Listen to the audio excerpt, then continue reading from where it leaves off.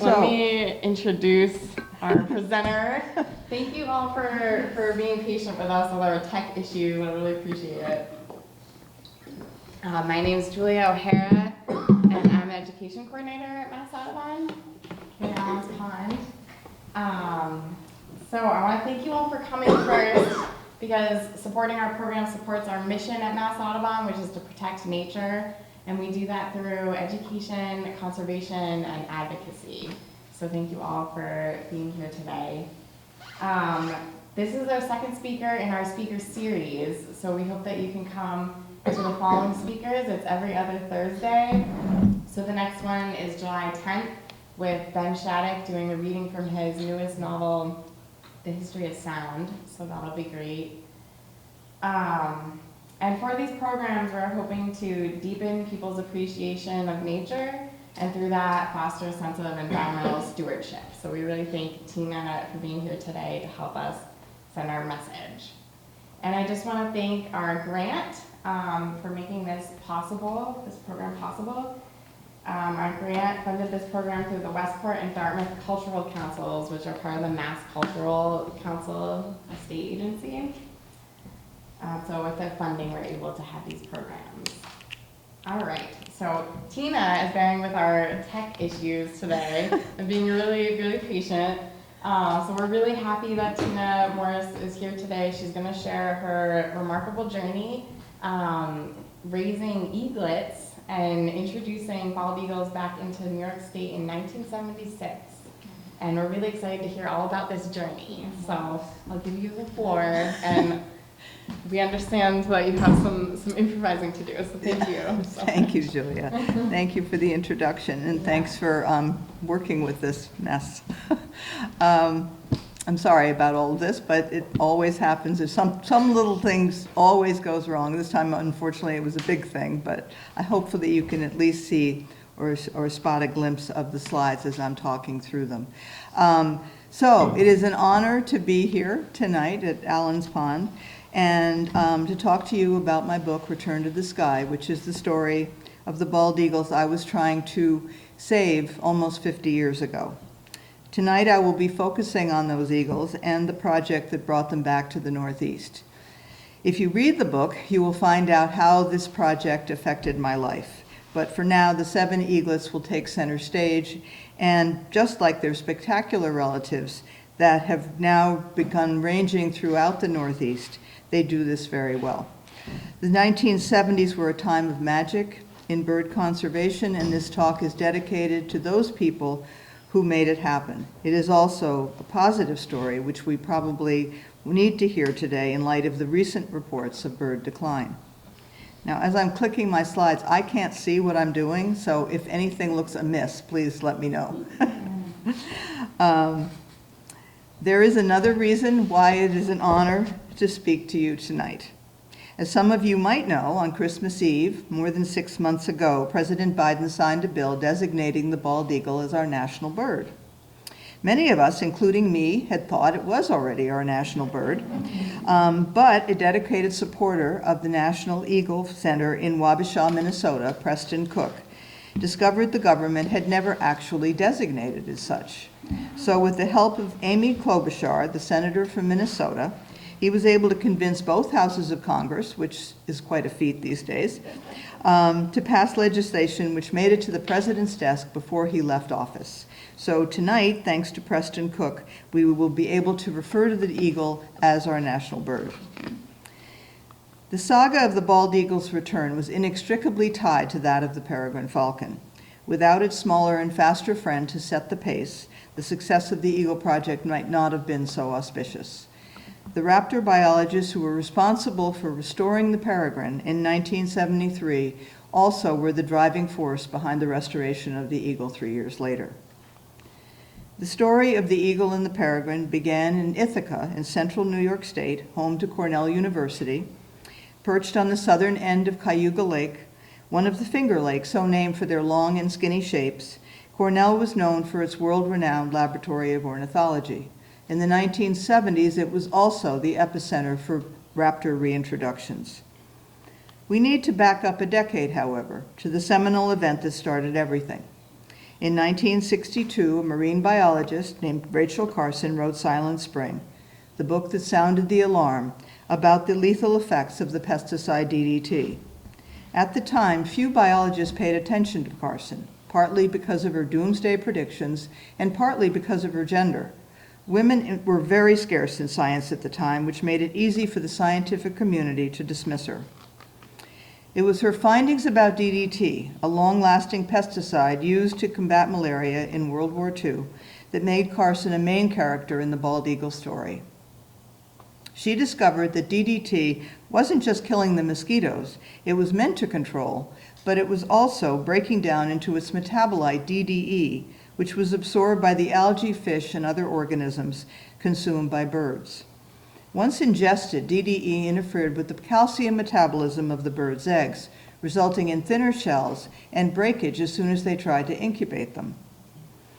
Although all birds were being affected, the ones that were at the top of the food chain were most at risk. The ospreys, the pelicans, and the bald eagle, who eat fish, and the peregrine falcon, who in turn eat smaller birds, but then they eat different aquatic organisms and seeds and insects. Through a process called biomagnification, the pesticide was consumed by species at each trophic level. Its concentration increased with every step up the food chain until it hit the top, the predators. Sadly, Rachel Carson died at the age of 56, only 2 years after the publication of her book. But her findings had been corroborated by the U.S. Geological Survey's Patuxent Wildlife Research Center in Maryland. The bird world was shocked by the truth that explained the demise of their beloved species. Carson's cause was taken up by a group of people with personal interests in the raptors affected by DDT, particularly peregrine falcons. In 1965, led by a falconer named Joe Hickey, who was a professor at the University of Wisconsin, a conference was held in Madison to discuss the problem. At that meeting, the Raptor Research Foundation was born. The 1970s became the age of enlightenment as the federal government took up the cause of environmental degradation. Under Richard Nixon, whose administration, unbeknownst to many, had a strong commitment to the environment, legislation began to be passed to curb our decline. In 1970, Joe Hickey organized a second meeting in Madison, this time to call for the ban of DDT. In December of that year, the EPA was established to be the watchdog for clean air and water. Although DDT wasn't officially banned until 1972, the race was on to save the birds. Preparing the stage further to restore species like the peregrine and eagle was the passage of the Endangered Species Act in 1973, which aimed to protect not only the species but also their habitat. Let me introduce the fathers of falconry. These men were most instrumental in addressing the plight of the peregrine. Tom Cade was a falconer and ornithology professor at Syracuse University before he moved to Cornell. Heinz Meng, who was mastering the art of captive breeding at SUNY New Paltz in New York State, and, of course, Joe Hickey. Although the falconry world was close-knit and everyone wanted to work together as they considered how to save the peregrine, it was Tom Cade who established the program that would bring it back. He moved from Syracuse to Cornell with the stipulation that he could build a captive breeding facility in Ithaca. Because there were no peregrines left in the Northeast, it was imperative that they captive breed subspecies from other regions. Dr. Cade created a facility known to the Cornell community as the Hawk Barn. The barn was divided into flight cages with nesting ledges to resemble the peregrine's natural eyries. Here, the art of artificial insemination was mastered, although excited male falcons forced their handlers to wear some self-defense equipment, like this modified copulation helmet with a lip around it to catch the semen while protecting their heads. The peregrine program used hacking, a training technique borrowed from falconry whereby young birds are raised and released without their parents. Sometimes these young falcons can be bred in captivity, and sometimes they're taken from the wild at a young age. In the latter case, the birds have imprinted or identified with their parents before they're released, so they will mature and live as members of their species. The Peregrine Falcon program placed young falcons into hacking boxes where they were tended to by human attendants who stayed out of sight as much as possible until they were ready to fly and catch food on their own. The hack boxes were placed in areas that most closely replicated peregrine's natural habitat, like cliff sides and ledges, towers, and later bridges when the program was moved into cities to avoid the predators like great horned owls and raccoons that were taking the young out of the hacking boxes at night. The peregrine releases begun in 1973 served as the model for the Bald Eagle Project. Having witnessed the success of the peregrine program, New York State's Department of Environmental Conservation foresaw the year 1976 as the perfect time to bring the eagle back from the brink of extinction. By then, DDT had decimated its populations in all states of the Northeast, except for a few breeding pairs left in Maine. Patriotic fever was running high, and nobody could imagine celebrating the bicentennial without their national bird, or what they thought was their national bird. After its ban in 1972, DDT levels detected in fish declined precipitously. By the mid-1970s, the bald eagle's former habitat had become clean enough to receive birds again. Although almost gone from the sky, the eagle's image was ubiquitous, appearing on our currency, on sports team logos. The Philadelphia Eagles even had it on their logo when they won the Super Bowl. And of course on our national seal, despite Ben Franklin's disdain for the eagle, which he considered a bad moral character, supposedly because of its scavenger nature. The turkey and other contenders didn't stand a chance against the grandeur of the bald eagle when our forefathers had to select a symbol of freedom, majesty, and power to represent the newly independent USA. By 1976, in the lower 48 states, eagles had been reduced to 417 pairs, a number too low to sustain the species. According to the terms of the Endangered Species Act, the federal government had jurisdiction over the eagle. So New York needed permission from the Department of the Interior in order to launch its reintroduction program. DEC's proposal to release eagles was denied due to the state agency not having any raptor biologists on their staff who could run the program. Enter Tom Cade and his young and inexperienced wannabe graduate student, me. I had arrived at Cornell to pursue my dream to work with Dr. Cade and Birds of Prey. But when he told me I needed a funded program in order to be accepted as one of his graduate students, my dreams started to plummet. Then, by pure serendipity, I had a chance meeting with the two Fish and Wildlife administrators who were in charge of the defunct eagle proposal. And things took a sudden turn. They asked Tom Cade to head the program for eagles due to his expertise with reintroducing peregrines. If I would be willing to work with the eagles, Dr. Cade said, he would agree to supervise the project, and the eagle program would be possible. A deal was made and the project began officially in June 1976, but the ground began to be laid the previous fall. The first order of business was to find a suitable site in New York from which to reintroduce the birds. Montezuma National Wildlife Refuge near Seneca Falls at the northern end of Cayuga Lake was selected. Montezuma met all the requirements needed for a release site. Food would be plentiful in the 10,000-acre wetland complex where marsh, rivers, and open water were prevalent. The presence of a wide variety of water birds and fish guaranteed its food potential for young bald eagles as well as adults who might return to breed in the future. Protection of the young eaglets was paramount, so the release site had to be able to be cordoned off from the public. Clark's Ridge, a hilltop overlooking Shockey Pool, the largest water body in the marsh, was hidden amidst a labyrinth of roads that traverse farmland around the refuge, making it impossible to locate it. Luckily, this was before the days of GPS and Google Maps. It was important that the site be near Cornell, so the peregrine team could be available for emergencies, for me.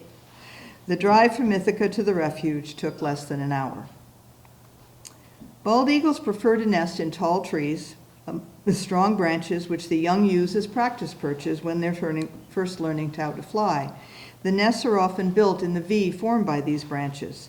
The adults like to be able to see around them, so height and being on the edge of the forest is important. Montezuma had many hardwoods surrounding the wetland areas, perfect for future nests. Once the site was chosen, the next dilemma was finding a source for young eaglets that could be transported to New York. Because there was no sustainable population left in any of the surrounding states, it would be necessary to go further afield to find an area where DDT hadn't left its mark. Alaska had plenty of bald eagles, but the genetic makeup of this much larger subspecies was thought to be too different to take a chance on. Instead, the program looked to the Midwest, to the Great Lakes states of Wisconsin, Michigan, and Minnesota, where DDT hadn't been used as it had in the Northeast, and a healthy population of bald eagles could be found. Bald eagles generally lay 3 eggs and try to rear 3 young. However, because of food supply and energy expenditure, often the third eaglet is smaller and weaker than its siblings and doesn't make it. They are either thrown from the nest or pushed aside by the stronger sibs until they starve. Therefore, the plan was to select the third eaglet from these 3 bird nests for transport. When the climbers climbed the nest trees to band the young eaglets at about 7 weeks of age, it was up to them to determine which birds to remove. The position of the nest tower in the refuge was critical. Not only did it have to be hidden from the public, it had to be high enough for the young birds to survey the land around them, near tall trees they could use as perches when learning how to fly, and most of all, near the water. Clark's Ridge met all these criteria. The local electric company donated and installed 4 35-foot high poles for the tower, on top of which we constructed a 7-foot platform. My Peregrine team colleagues, Jim Weaver and Willard Heck, and I had to think like eagle parents and build a nest closely resembling the nest where they were born. The next step was to create a canvas blind, or hide next to the platform, from which I could observe and feed the birds without them seeing me. The blind was barely large enough for me to sit in cross-legged. On the side facing the nest was a hole through which I could feed the birds using a very long barbecue fork, so they wouldn't view humans as their providers or food source, a dangerous situation for both species. At first, I had to climb to the platform using metal pegs, like those used by electric linemen. But once the scaffolding was up, my ascent became far easier and a bit less scary. We wrapped aluminum predator guards around the poles to prevent animals like raccoons from reaching the vulnerable young birds. The day finally came on June 18, 1976, when Wisconsin Fish and Wildlife climbers called to say they had 2 eaglets ready to ship to New York. Arriving at Syracuse Airport in 2 separate crates, the birds, known as W1 and W2, W for Wisconsin, 1 for a female, 2 for a male, were retrieved by federal officials and driven to the refuge an hour away. On hand to receive the eaglets was a large contingent of state, federal, and refuge officials, a few biologists from Cornell, Tom Cade, me, and my 2 dogs, Max and Moses. While most of the entourage stood at the base of the tower looking up, Dr. Cade tied the ropes around the crates. Jim Weaver hauled them up to the top of the tower, and Dr. Cade and I then pried open the tops and released them. The eaglets had been shrieking while in the crates with their call-like cry until they were able to jump onto their new nest and seek shelter in the corner of the platform as far away from their captors as possible. These were not cuddly, tame birds who wanted to be our friends, and for this we were all grateful. They had to have a healthy fear of humans in order to survive. After the eaglets settled down and the crowd dispersed, I was left alone on the hillside with my dogs, wondering how on earth the eagles and I were going to survive the next 3 months. The first order of business was to set up my campsite, including my tent, my camp stove, and all the paraphernalia required for the eagles. To observe the birds even when I wasn't up in the blind, I had a remote video camera with a monitor in the tent. The picture was a bit fuzzy by modern standards, but at least I could see that they were okay. Many of you have experienced more advanced technology if you've been watching any of the eagle camps throughout the country, especially the one in Big Bear Valley, California, where thousands of viewers focused on the pair, Jackie and Shadow, hatching eggs after 2 years of failure. Both their nestlings fledged a couple of weeks ago to great fanfare. The images are so clear you feel like you were in the nest with them. That was not the case in my situation. The next order of business was to feed the young birds. The marshes were teeming with carp, but I had to catch them and stockpile them so that they would be available for 2 meals a day. In the first year, fish were plentiful and I trapped them in a spillway. Then I moved them into a large cage in the water where I could net them whenever I needed to. In the second year, however, a severe drought decimated the carp, and I had to make friends with the local fishermen in order for them to help me by restocking my supply. Eagles are opportunistic feeders, so although fish is a mainstay of their diet, they also eat small mammals and water birds as well as scavenge for carrion. To give them a balanced diet and introduce them to the delicacies and varied prey items that awaited them in the real world, I had to find roadkill. I spent hours driving the roads around the refuge, picking up rabbits, squirrels, muskrats, woodchucks, snakes, and other tasty morsels. By the way, rabbits were the food of choice. I knew we had to be able to track the eaglets when they left the nest, so banding and equipping them with radios became the next step before they fledged. Surveillance methods, especially with eagles, were in their infancy back in 1976, so everything we did was trial and error. With Jim Weaver's help and experience and lots of experimenting, we eventually worked out how to attach a short-term radio to the eagles and to put colored tags on their wings that could withstand the weather and be seen from a distance. Because of their dependence on flight for hunting and migration, it was essential to ensure these apparatuses not interfere with their wing movements. We had to modify things quite a bit from 1976 to 1977 as we figured out what worked and what didn't. My issue was going to be restraining the eagles when I was alone with them, because I had to handle them. For this, I experimented with several body wraps, but what worked best in the end, believe it or not, were my blue jeans. I cut off the leg, and its tapering shape was a perfect fit for an eagle, just like a straitjacket. He couldn't move his wings, and with his talons wrapped with electrical tape and his beak covered with cloth, he couldn't reach my hands. He was safe and secure, as was I. After spending my days watching and recording the eaglets' behavior from the blind, I noticed a significant increase in their energy level. Increasingly more restless and energetic, they began hopping all over the platform, flapping their wings as they practiced their pre-flight maneuvers, and even banging their heads on the top of the enclosure as they gained altitude. It was finally time to remove the bars and let them out before they hurt themselves. We had nailed a perch to the side of the tower that they could go out on. Before long, they made their first flight. I had little time to celebrate as they spread their wings for the first time. Like all young creatures, first steps, or in this case flights, are a bit shaky. An eagle's size works against it when first taking off, so it looks like an out-of-control helicopter searching for a landing place. This usually was into the marsh far below the hillside, its thick cattail stands interspersed with small pools of water. Without wind to help with lift, they basically could not become elevated, so were stuck. If they had had parents, they would have found them on the ground and fed them and watched over them until their wings were strong enough. But it was up to me to find them, catch them, and return them to the nest on the top of the tower for a second try and sometimes the third try. Hauling a struggling eagle under one arm while gripping the ladder with the other was never an easy task. Eventually, they grew stronger and were able to reach a perch, either on one of the trees near the nest or the dead snags in the marsh. The 1976 eagles spent a few months exploring the areas inside and outside the refuge, learning how to catch their own food, until hunting season in October. Then they left the refuge for good, leaving me to wonder if they would survive all the threats that awaited them in the outside world.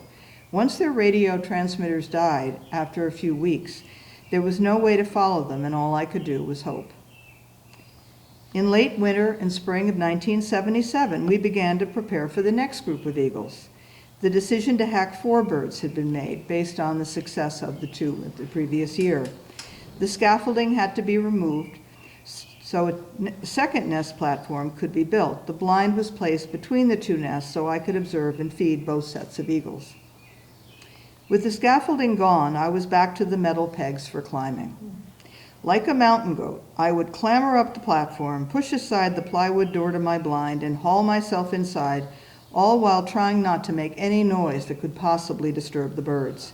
In one of these photos on the left, you can see my blue jean cutoff shorts whose legs were now in use as the sleeves to restrain the eagles.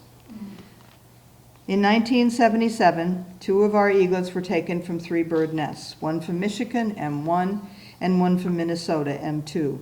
But we also wanted to use captive bred birds for the first time. Patuxent Wildlife Research Center offered us 2 eaglets raised by eagle parents and held in captivity there.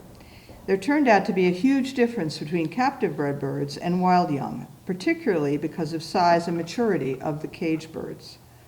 They had been fed an unlimited diet at Patuxent. They'd been around people a lot and were feistier and more precocious than the wild birds. They had no desire to be contained behind bars and went out to the perch early after arriving. Sometimes they even hopped up onto the roof for a better view. The video camera had been moved to a pole next to the nest tower so I could capture both nests and record their activity back to the trailer that had replaced my cozy tent from the previous year. In July, a game of musical chairs was in order. All 4 eaglets were still confined in their nests when I was told I would be welcoming a new arrival. A 3rd eaglet with a broken leg had been discovered and rescued by the climbers in Michigan when they were securing our eaglet M1.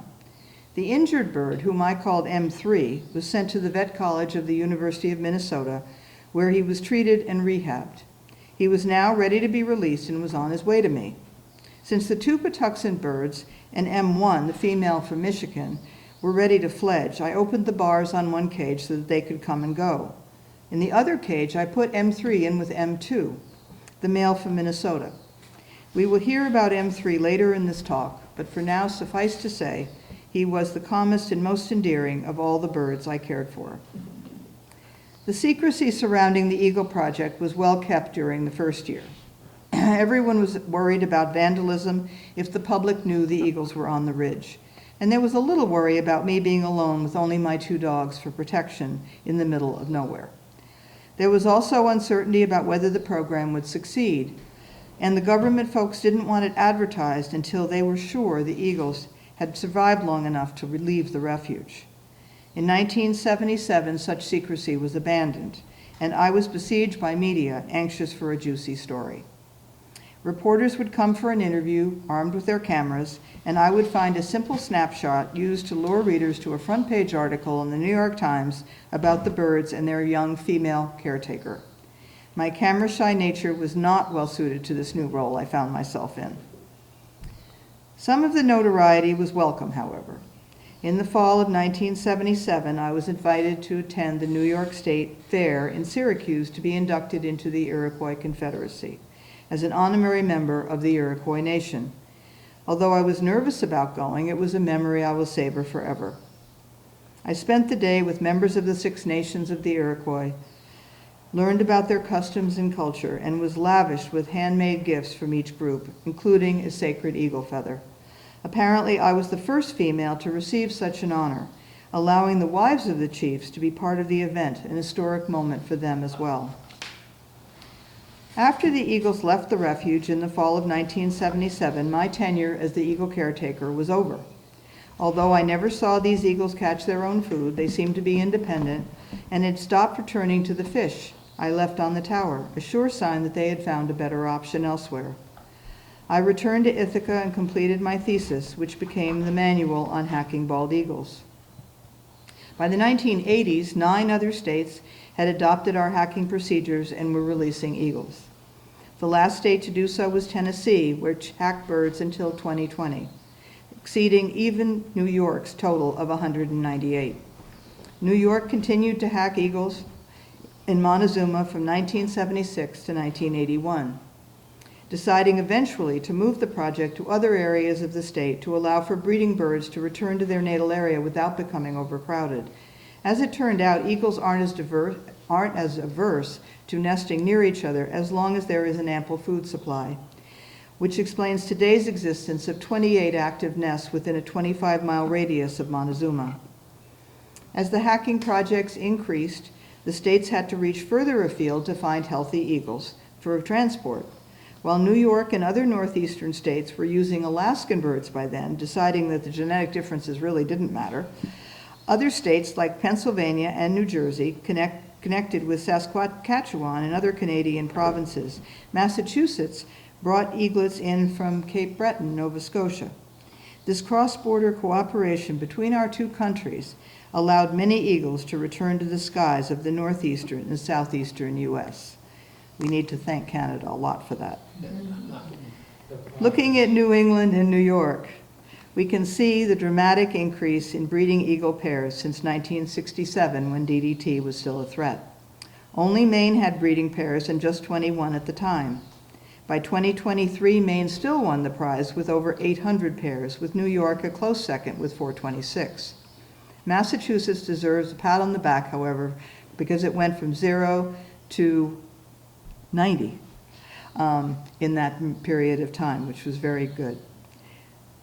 I'm hoping that this is a graph of Massachusetts. Good. I see nodding out there. This shows the success of eagles from 2009 on, and it's pretty much of a steady climb. It's pretty amazing. Circling back to Montezuma for a minute, and the 7 eaglets I had raised back in 1976 and 1977. My Wisconsin eaglets, W1 and W2, turned out to be siblings taken from the same nest. Their bond never wavered after they left the refuge, and they went on to mate and nest near Watertown, New York, a couple of hours away, raising 1 eaglet in 1980. But the most exciting news was that of M3, the rehabbed eagle from Michigan. I had lost track of him along with the other eagles from that year and could only hope that he had survived.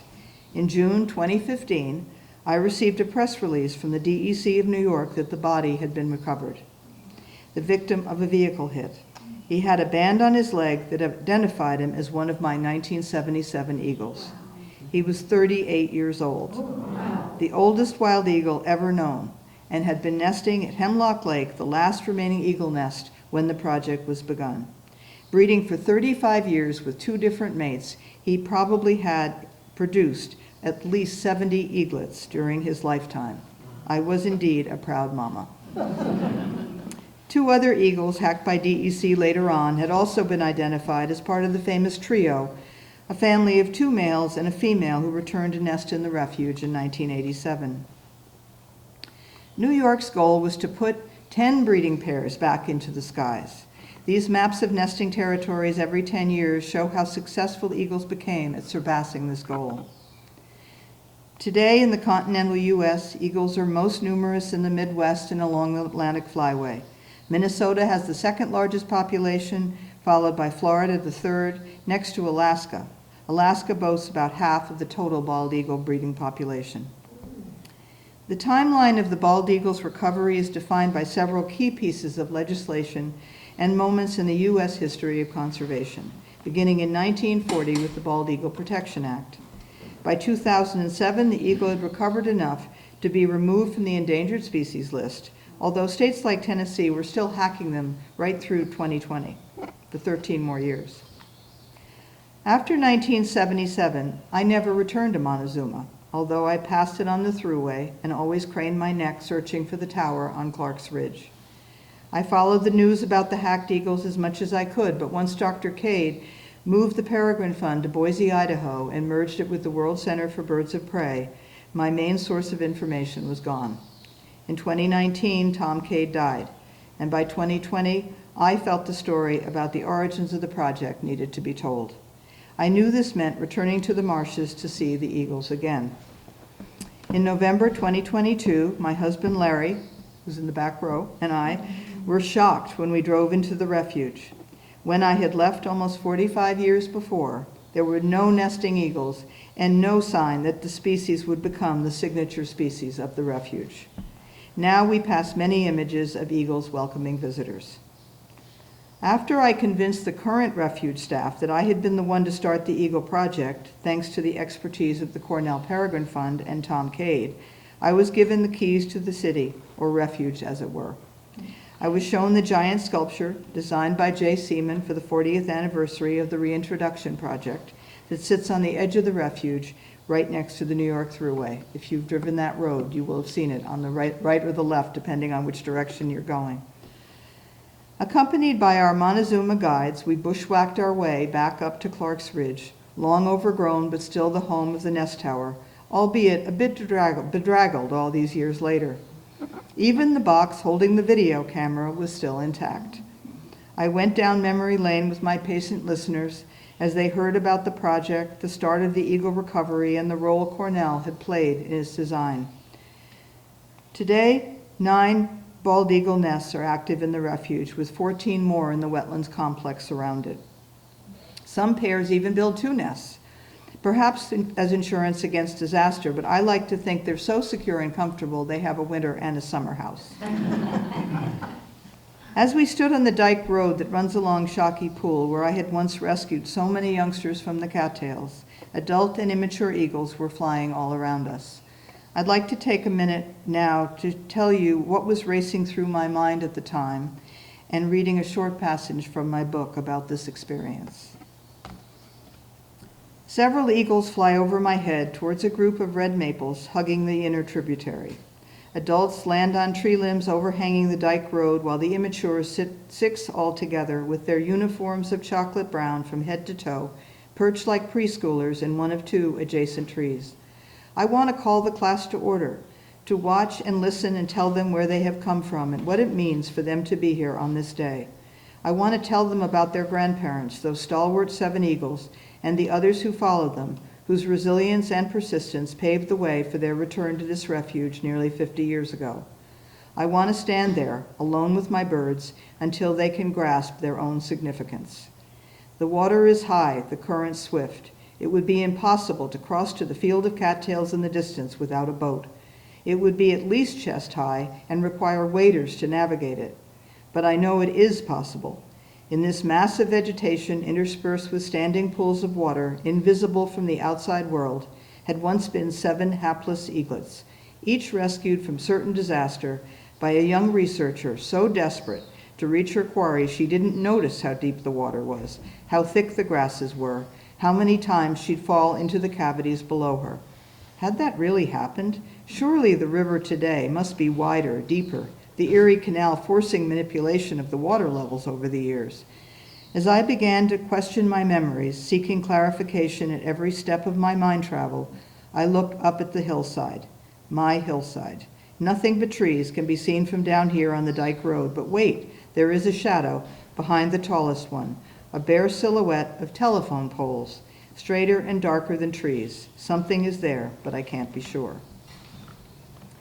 Although my heart is gladdened by the sight of so many bald eagles today, I know that their success and increased numbers haven't been without criticism. Many people don't like having predators in their world, or don't understand that an ecosystem is most healthy when every trophic level is full and balanced.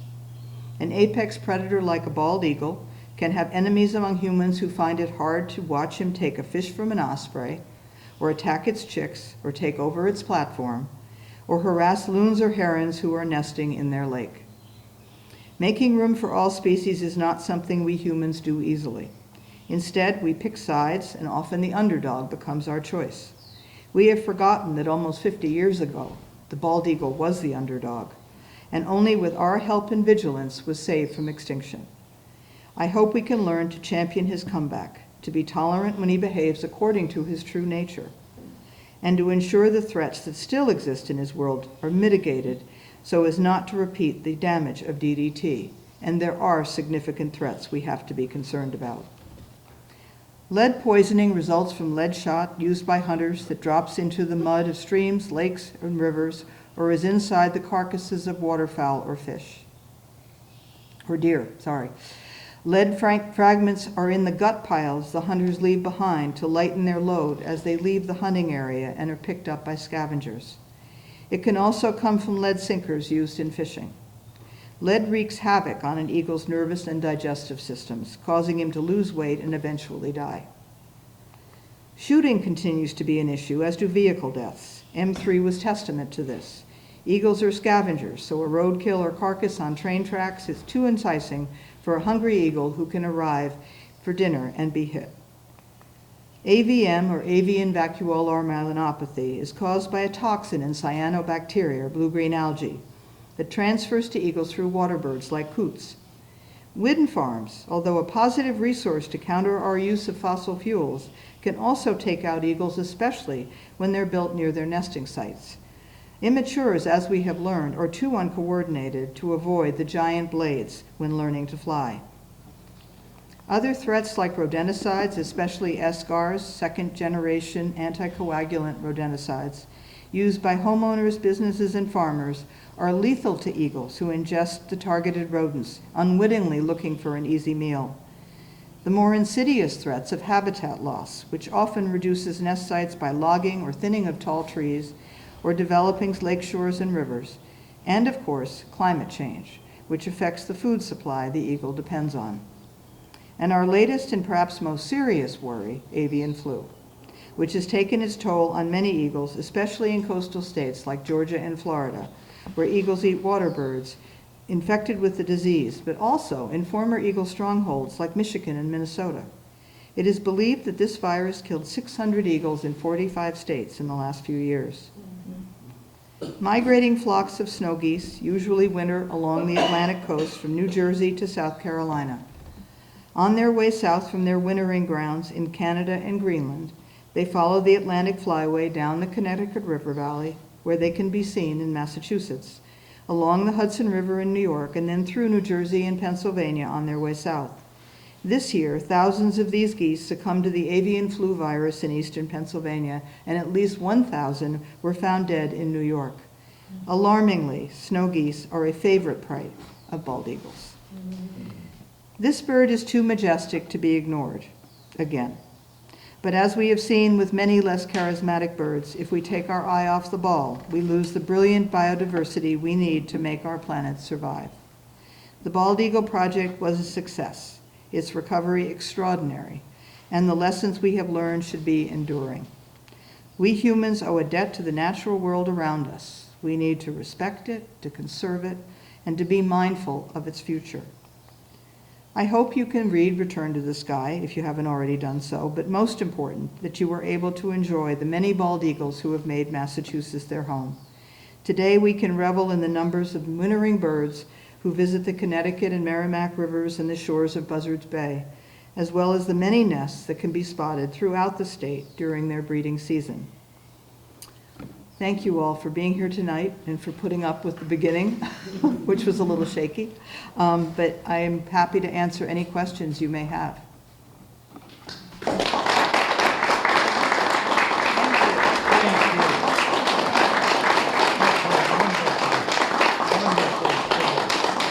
you. I hope you could at least see a little bit of what was on the screen. Have to watch it on TV or on internet after. Oh, right. Well, actually, that's a great idea. You can do that. Yes. I'd like to ask you about your actual schooling. So, what did you come away from the university with? And then after you did that for a couple of years, what did you do after that? After that, okay. Yes, that's all in the book, but I will give you the short version. My schooling was very chaotic. I was not taken with science when I was a kid. I found it very difficult, and so I migrated towards subjects that were not science, but I had a love for animals that I couldn't shake. And I finally decided after graduating from college that I really wanted to work with birds, particularly birds of prey. So I got a job in a zoo, and that convinced me even further, and then I read about Tom Cade and what he was doing with peregrine falcons. And it seemed like that was my destiny. That's what I wanted to do. So I abandoned everything and I went to Cornell and I parked myself outside his door. And he said, well, you have no science. So I said, that's okay. I will take as many courses as it takes to be able to get to be your graduate student. And I did. I took every course you can imagine. And then I went back to stand in front of his door again, and that's when he told me, you need a funded project. So I was like, are you kidding me? This is incredible. So that's when I was able to find out about the Eagle Project, and it all was a long story, but it actually happened. I had no qualifications to be able to do what I was doing. I had taken a lot of science by that point, but I'd never worked with birds of prey. I certainly had never worked with eagles. But he took me under his wing, and the peregrine team that I worked with were amazing people. They were all falconers. They were all from the western states, and they took me, a female, into their group, and I never was made to feel like I was any different. They taught me everything I ever learned about birds of prey and how to handle them and what to do in case of an emergency and all of that. So that's how I got through the 2 years without losing the 7 eaglets. After that, I had a choice between staying in the eagle world and studying them through observation, because there were no more hacking projects. I wasn't going to do that again. I'd done it twice. And I decided, well, for a variety of reasons, some of which had to do with family. We got married, and we moved to Massachusetts. And I thought, I want to do other things. And so I ended up going into teaching for 25 years. And I found that that satisfied my need to be able to impart my knowledge, but also my experience, that science doesn't have to be hard, but you have to figure out what kind of science you want to do. And I needed to get out of the laboratory. I wanted to be outside. So that's what I did, and that's what I taught for 25 years. So that's the short version.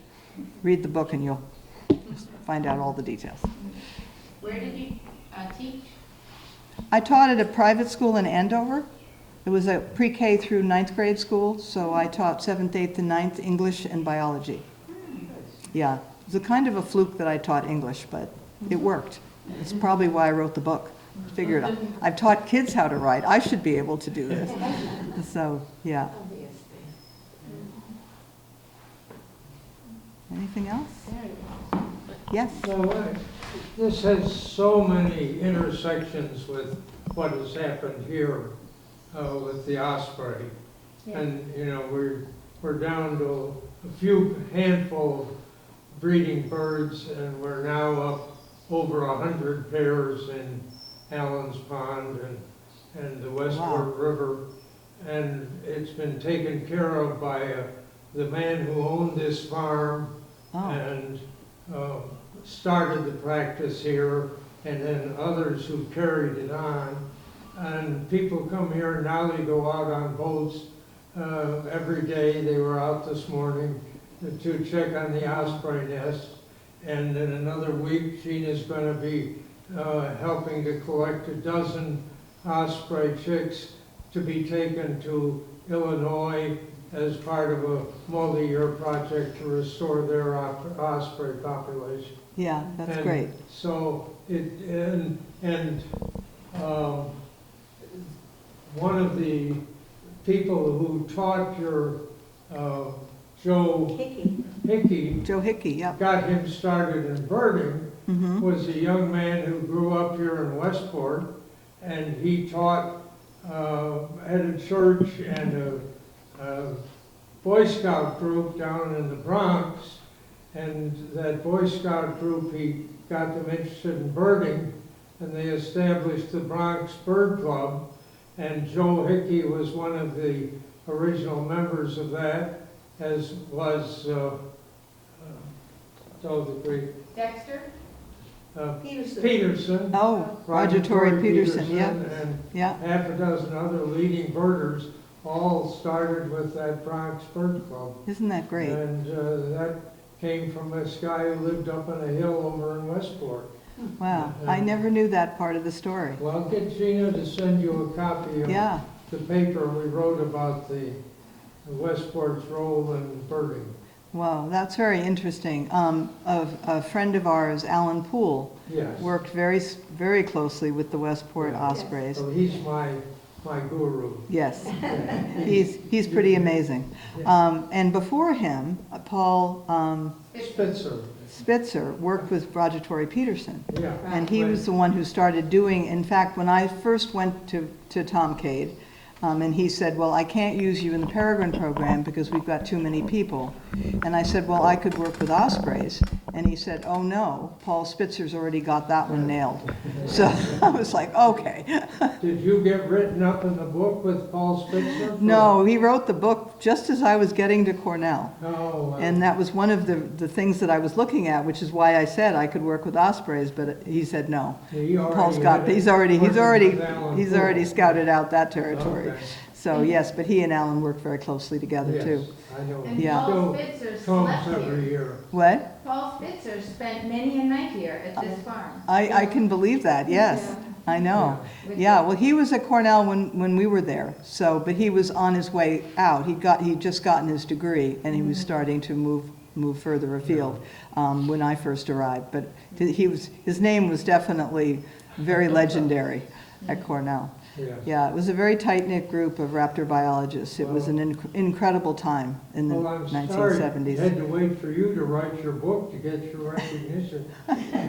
Do you I- have books here tonight? or I not? knew Tom Cade wasn't going to write the book. He was much too interested in the peregrines, and he really took a very back seat to the program. Not that he wasn't interested in eagles, he was, but it wasn't his idea to Yeah. do it. It was the government's idea, and I think he felt that, his love with the Peregrine Project. And his right-hand man, Jim Weaver, who I don't know if any of you may have heard of, but he deserves 100% of the credit for my part in this project, because without Jim teaching me everything along the way, I couldn't have done it. Okay. But he was also a falconer, and his love was the peregrines, but he still loved eagles. Okay. So, Well, yeah, Thank you. it was an interesting time. Thank you so much. Well, thank you for having me. It's good to Another get, question? Yeah, I have a question. I think that the slide you showed, showing the pairs from, in New England, from I think it was from 67 and then to 2009.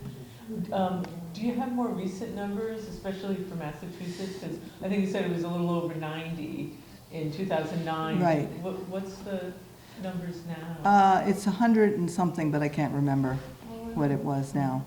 Yeah. I thought I did have a slide for that, but I can't remember. Anyway, yeah. It might have been on a slide and I just can't see the details. Yeah, I thought there was a more recent slide, but the graph itself was done way back, and they haven't done a graph since then. I think it was really designed to show you the steep climb of the birds once they actually established themselves. Once DDT had been abandoned, it took a while for the birds to come back, and then all of a sudden they started distributing and going from state to state. So New Hampshire, for example, never did a hacking program, but they ended up with plenty of eagles because they were getting them from Vermont's hacking program, New York, and from Massachusetts. So the birds were just going everywhere. Yeah. I guess I'm surprised it's not more because we see eagles a lot around here. You know? Well, this is one of the places where they really are happy. That's, yeah. Yeah, you're living in a place that's very eagle-friendly. Yeah. They like the ospreys, and it likes the eagles. So I think that's one of the reasons you probably think there are more than there really are. But where we are, there are quite a few. We see more in the wintertime because of the Merrimack River, up where we are north of Boston. We see a lot left over from them. They are flying around all over the place. But we still have, just about every town, people will tell me that they've seen an eagle nest. So they're definitely coming back, but they're not as clustered as they are down here. It's all about food. They want fish. And if the fish are easy to catch in this area, in Buzzards Bay and in Cape Cod Bay, this is where they're going to be. And where we are, it isn't quite as easy. They've got the open ocean, which they don't like very much. They're not great fishermen. And they've got some lakes and ponds, but they really want to, and the rivers, of course, but they really want places that that are shallow and that there's a lot of fish available. And they don't have to compete with each other. Yeah. Yep. Any other questions? Thank you again.